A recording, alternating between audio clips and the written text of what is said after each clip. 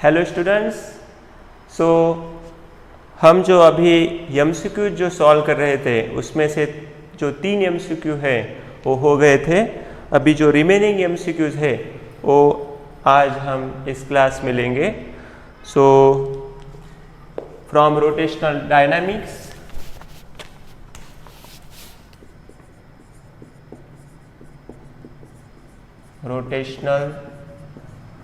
Dynamics का जो 4th number का जो एमसीक्यू है वहाँ से हम अभी स्टार्ट करेंगे। ओके, जो 3 एमसीक्यू है इससे जो पहले का वीडियो है उसमें आप देख सकते हैं। So our 4th MCQ is in a certain unit the radius of gyration of uniform disc about its central and transverse axis is √2.5। जो रेडियस ऑफ गायरेशन है वो हम k से डिनोट करते हैं और सेंटर के लिए kc है। सो उसका वैल्यू हमें दिया है √2.5। Its radius of gyration about a tangent in its plane.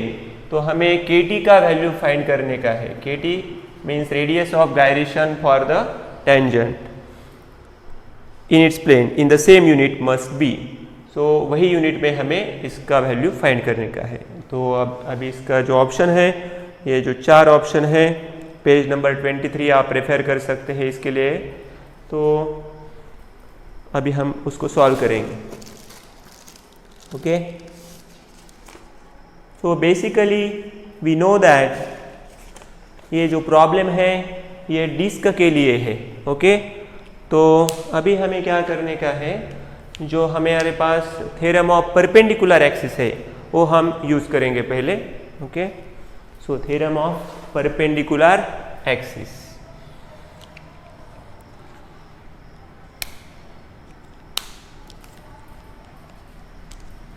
Late us consider this is our disc. ये जो डिस्क है, ओके, अभी ये जो डिस्क है उसके लिए हम क्या कर सकते हैं, theorem of perpendicular axis use कर सकते हैं।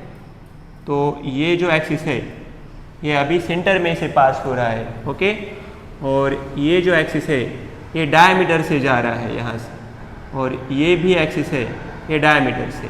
So this axis is, for example let us consider this is Ix, this is Iy and this is Iz। So now I am going to use the theorem of perpendicular axis here। जो हमारे पास अभी theorem of perpendicular axis है वो हमें मालूम है क्या है वो theorem, 4th नंबर का MCQ। तो अभी हम वो जो theorem है वो यूज कर रहे हैं। So we know that Iz is equal to Ix plus Iy। ये जो Iz है ये क्या है, वो सेंटर में से पास होना रहा एक्सिस है। So here Iz is similar to Ic, so I am writing Ic here. And ये जो Ix एंड Iy है ये जो दोनों एक्सिस है वो डायमीटर के लिए है, इसलिए हम यहाँ पे लिखेंगे Id plus Id। So we can write 2Id is equal to Ic। Okay, एक सिंपल थ्योरम हमने यूज किया। सो थ्योरम ऑफ कौन सा है, perpendicular axis. So these 3 axes are perpendicular to each other and we know that theorem is Iz is equal to Ix plus Iy। लेकिन जो Iz का जो एक्सिस है वो अभी ये ऐसा डिस्क है और ये डिस्क के सेंटर में से ये क्या हो रहा है, पास हो रहा है, बरोबर, ये डिस्क के सेंटर में से। तो इसलिए हमें उसका जो Iz का वैल्यू Ic के समान लेने का है। So we know that we can write this as mkc square is equal to 2mkd square. ये जो इक्वेशन है Ic का वैल्यू हम क्या लिख सकते हैं in case of radius of gyration, that is mkc square, और सिमिलरली इसके लिए mkd square. So this m will get cancel. So we have kc square is equal to 2kd square. ये मेरे पास अभी जो वैल्यू है किसका वैल्यू है, kc square is equal to 2kd square. From that I am going to write kd square, ये kc square by 2। ये value मेरे लिए बहुत इंपॉर्टेंट है क्योंकि ये हमको अभी यूज करने का है। क्या है, kc square by 2 is equal to kd square. तो ये जो वैल्यू है ये कौन से थ्योरम से हमने फाइंड किया है, थ्योरम ऑफ कौन सा है, perpendicular axis. By using theorem of perpendicular axis we have KD square is equal to KC square by 2। So first note down this.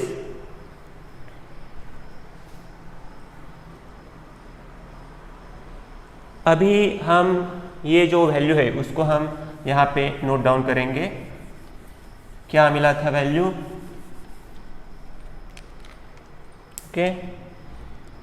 सो जो प्रॉब्लम में दिया है KC का वैल्यू कितना दिया है, √2.5 दिया है, ओके। कितना है प्रॉब्लम में वैल्यू, √2.5, KC का वैल्यू √2.5, ओके। तो अभी हम सिमिलरली जो मोमेंट ऑफ इनर्शिया जो सेंटर के लिए है IC इज इक्वल टू क्या लिख सकते हैं, mr स्क्वायर बाय 2, क्योंकि ये क्या है, डिस्क है। और इन case of radius of gyration हम कभी भी रेडियस ऑफ गायरेशन के लिए IC के लिए क्या लिखेंगे, mkc स्क्वायर। हियर अभी क्या आएगा, mr स्क्वायर बाय 2, m क्या हो जाएगा, cancel. So we have KC square is equal to R square by 2, means R square is equal to क्या आएगा, 2KC स्क्वायर। अभी ये जो वैल्यू है ये भी हमारे लिए आगे यूज़ होने वाला है, तो मैं इसको भी अभी नोट डाउन करूँगा।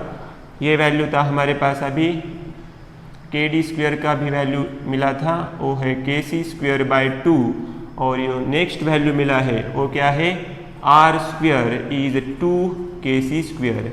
ये हमें अभी आगे काम आएगा, ओके।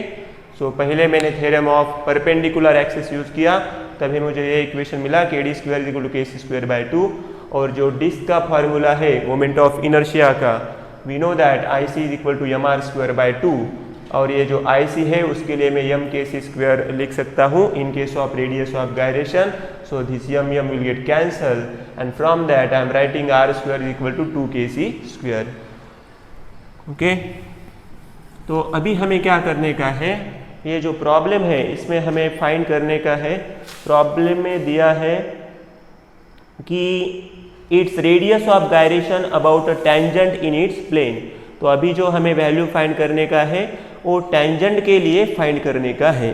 तो अभी हम क्या कर सकते हैं, लेट अस कंसीडर। अभी ये जो डायग्राम है वो आपको समझने आना चाहिए, ठीक है। यहाँ से एक एक्सिस ये पास हो रहा है, और ये जो एक्सिस है यहाँ से पास हो रहा है। सो this is a tangent, okay. ये जो है ये क्या है, टेंजेंट के लिए है, और ये डायमीटर से पास हो रहा है, तो इसके लिए मैं क्या लिखूंगा, ID लिखूंगा, ओके।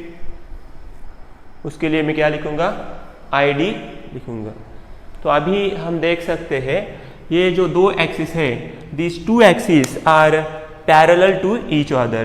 तो अभी हमें कौन सा थ्योरम यूज करने का है, थ्योरम ऑफ पैरेलल एक्सिस। तो क्या है वो theorem, IO is equal to IC plus MH square. ये जनरलाइज्ड इक्वेशन है किसके लिए, थ्योरम के लिए। लेकिन अभी ये जो एक्सिस के नाम है वो यहाँ पे चेंज है, तो क्या है, ये IO के जगह क्या है, IT है।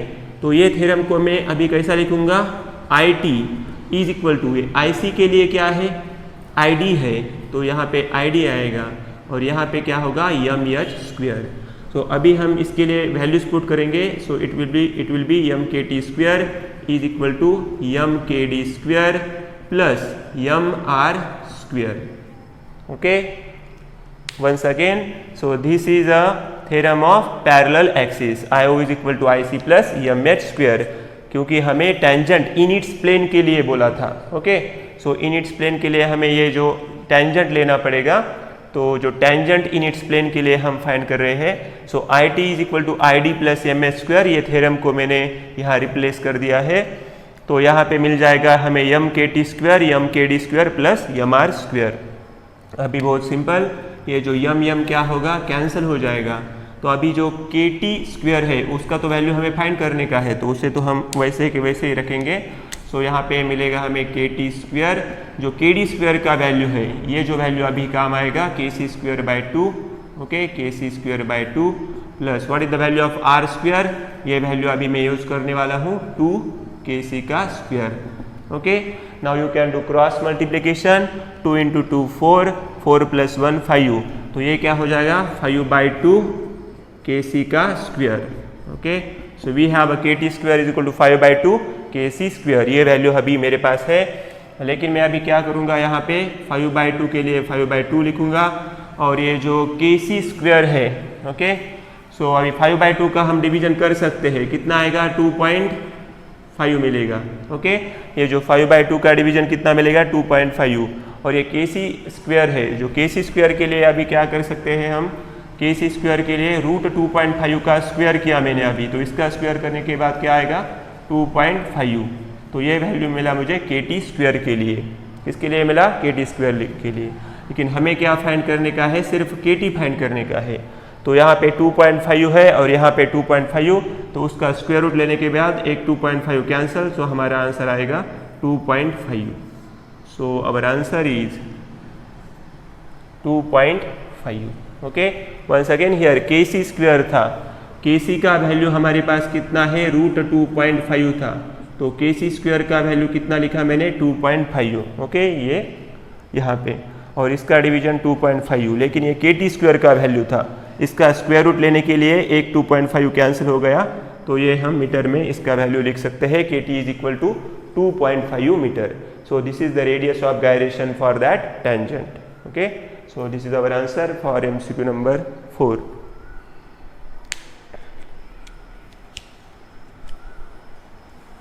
ओके, अभी जो 4th MCQ होने के बाद, ओके, सो कौन सा ऑप्शन है इसके लिए, option number B is correct, okay. इसका जो ऑप्शन है, ये जो B है 2.5, so this is our right answer. So let's see number 5।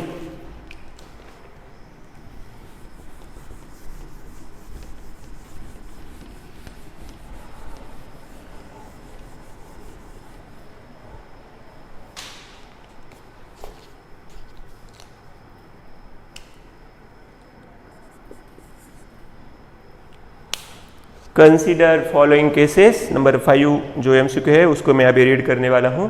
Consider following cases, number P जो दिया है, a planet revolving in an elliptical orbit. एक जो प्लैनेट है, नंबर A का जो कंडीशन है उसमें क्या बताया है, एक जो प्लैनेट है वो इलिप्टिकल ऑर्बिट में घूम रहा है। ये जो ऑर्बिट है ये इलिप्टिकल ऑर्बिट है, यहाँ पे ऑब्वियसली सन होगा और यहाँ पे क्या होगा, ये प्लैनेट होगा, ओके। ये P और ये S, ये first condition. So this orbit is elliptical orbit.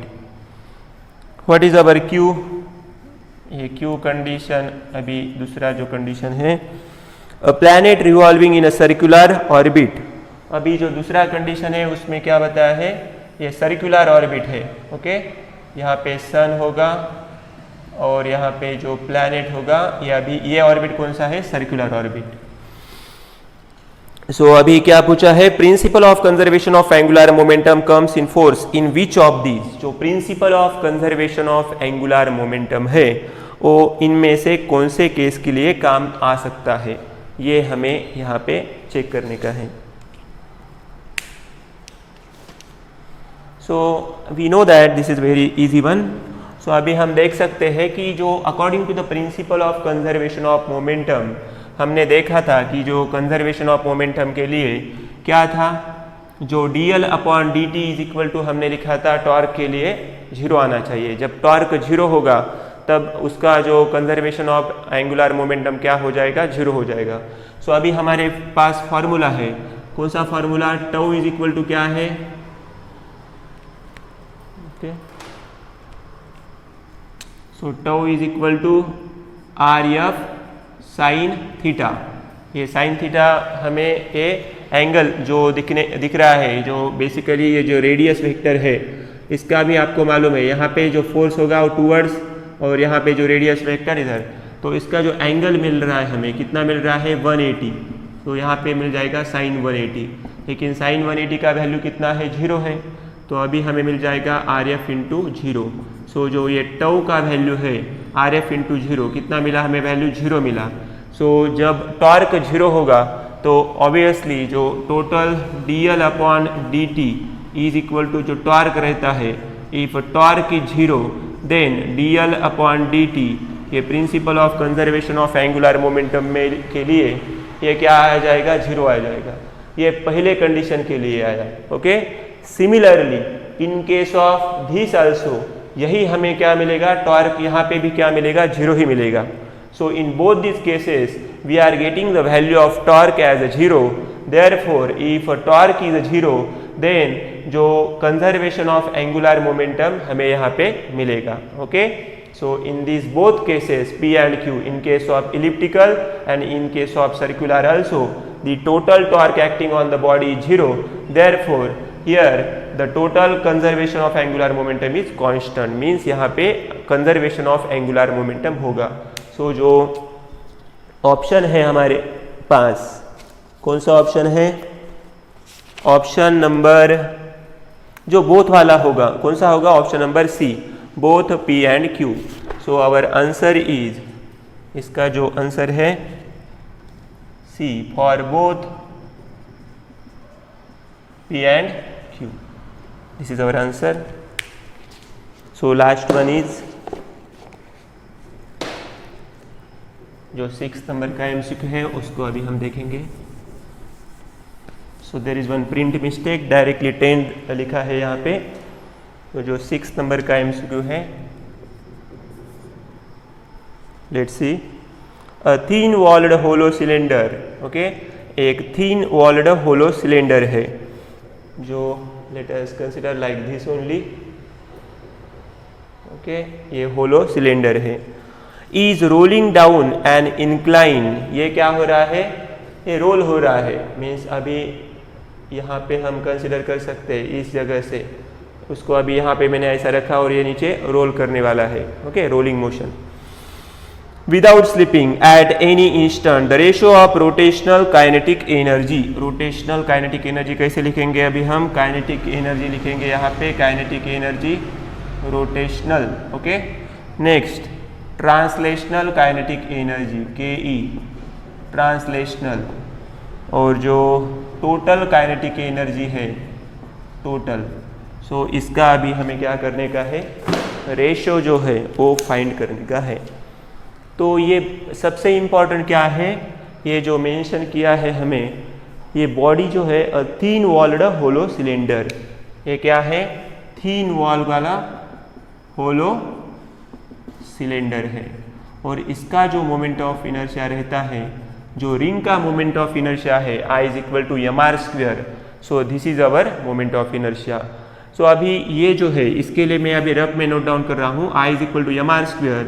So in case of radius of gyration this will be mk² and here mr², ये m कैंसल, तो k² का वैल्यू इक्वल है r², ये भी मुझे ज़रूरी है।